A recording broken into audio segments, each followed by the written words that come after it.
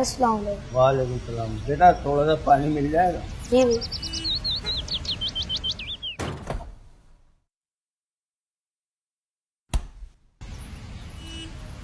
बेटा कोई बड़ा है घर पर? क्यों, क्या करना है? मेरी तबीयत खराब है, घर से निकलते हुए दवाई खानी भूल गया था।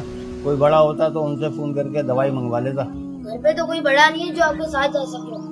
आइए अंदर लॉन में बैठिए खुली हवा में, जब आपकी तबीयत ठीक हो जाए तब चले जाइएगा। इससे अच्छी और क्या बात हो सके बेटा।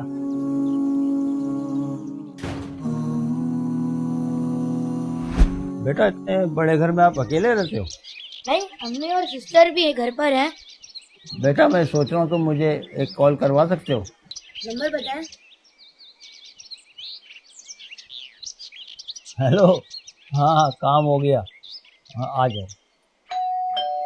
लगता है आपका बेटा आ गया। हाँ शायद।